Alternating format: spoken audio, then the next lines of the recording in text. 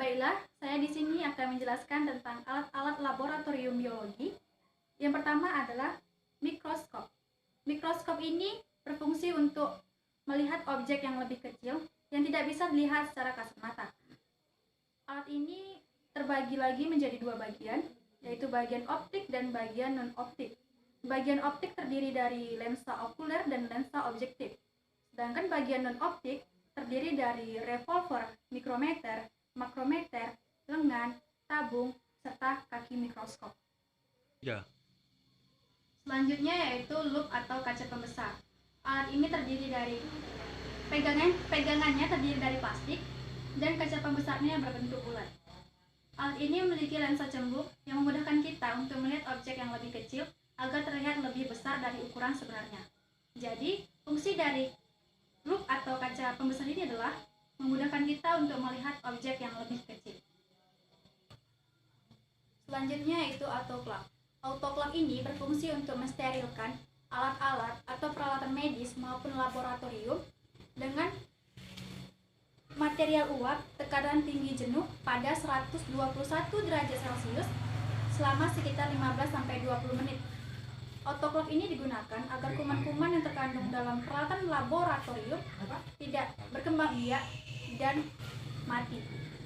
Iya. Selanjutnya yaitu kotak genetika. Kotak genetika ini terbuat dari plastik ataupun kayu yang berisi sekitar 500 kancing dan terdapat 5 warna yang berbeda. Fungsi dari kotak genetika ini adalah untuk menyelidiki kemungkinan kombinasi gen dan prinsip-prinsip gen lainnya seperti persilangan hibrid, monohibrid, epistasis, kriptomeri, dan hipostasis. Ya. Oke, selanjutnya yaitu teranium atau terarium. Alat ini adalah media atau wadah yang terbuat dari kaca ataupun plastik transparan.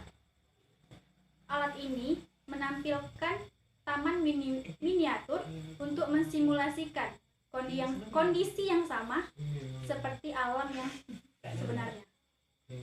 Ya. Selanjutnya yaitu vaskulum atau kotak botani. Alat ini digunakan untuk menyimpan contoh-contoh spesimen botani agar tidak cepat kering pada sewaktu proses pengumpulan di lapangan. Alat ini terdiri dari kotak logam dengan kira-kira panjangnya 30 cm, lebar 19 cm, dan tebalnya 8 cm. Alat ini juga dilengkapi dengan tali yang mempermudah penggunanya untuk membawanya, baik itu diselendangkan maupun dijinjing. Selanjutnya yaitu atmometer atau psikrometer. Alat ini digunakan untuk mengukur kecepatan penguatan air di dalam udara, dalam lingkungan, maupun di dalam waktu tertentu. Satuan yang diperoleh dari hasil pengukuran tersebut adalah mililiter atau sentimeter kuadrat per menit ataupun per jam. Ya. Selanjutnya yaitu root pressure atau alat ukur tekanan akar. Alat ini digunakan untuk menentukan seberapa besar tekanan akar dalam suatu tumbuhan tertentu. Alat ini terdiri dari pipa kapiler yang berbentuk seperti huruf S. Ya. Pinset. Pinset ini digunakan sebagai alat bantu untuk mengambil preparat atau bagian tubuh pada hewan yang dibedah agar tidak terkontaminasi. Pada ujung pinset ini berbentuk runcing dan terbuat dari bahan besi. Ya. Selanjutnya yaitu botol Kilner. Botol Kilner ini adalah botol yang bersegel atau bertutup karet yang biasanya digunakan untuk menyimpan makanan ataupun cairan. Penemu dari botol Kilner ini adalah John Kilner. Ya. Selanjutnya yaitu audus fotosintesis. Alat ini digunakan untuk mendeteksi pernapasan dari pertumbuhan atau kecepatan penguapan yang diukur berdasarkan luas penampang waktu dan juga kapasitas. Selanjutnya yaitu senfigurator.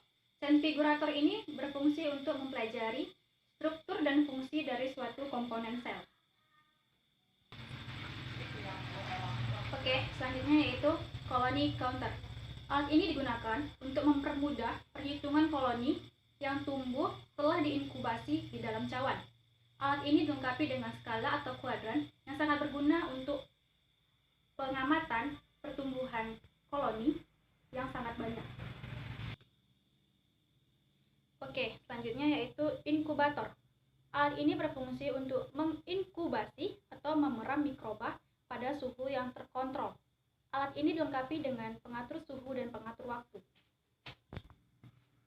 Biological Safety Cabinet atau BSC dan laminar airflow adalah alat yang digunakan untuk bekerja secara aseptis karena BSC ini mempunyai pola pengaturan dan penyaring aliran udara sehingga menjadi steril dan aplikasi sinar UV beberapa jam sebelum digunakan. 3, Timbangan digital atau neraca digital. Alat ini berguna untuk menimbang media dan sampel atau contoh uji pada saat preparasi. Oke, selanjutnya yaitu oven. Oven ini berfungsi untuk sterilisasi kering. Sterilisasi kering menggunakan oven dilakukan dengan cara memanaskan oven pada suhu 180 derajat Celcius selama 1 jam. Jarum ose atau inoculation loop. Jarum ini berfungsi untuk memindahkan biakan untuk ditanam atau ditumbuhkan ke dalam media baru. Biasanya alat ini terbuat dari kawat nikrom atau platinum sehingga akan berpijar jika terkena panas. Oke, selanjutnya yaitu cawan Petri atau Petri dish. Cawan Petri atau Petri dish ini berguna untuk membiakkan atau kultivasi mikroorganisme. Cawan Petri atau Petri dish ini tersedia dalam berbagai ukuran. Cawan Petri yang biasanya berdiameter cawan Petri yang biasa berdiameter 15 cm dapat menampung media sekitar 15 sampai 20 ml. Sedangkan cawan Petri yang berdiameter 9 cm kira-kira cukup menampung media sebanyak 10 ml. Oke, dan yang terakhir yaitu batang L atau L-root. Alat ini bermanfaat untuk menyebarkan cairan di permukaan media agar bakteri yang telah tersuspensi dalam cairan tersebut tersebar secara merata. Alat ini biasanya disebut juga dengan spreader.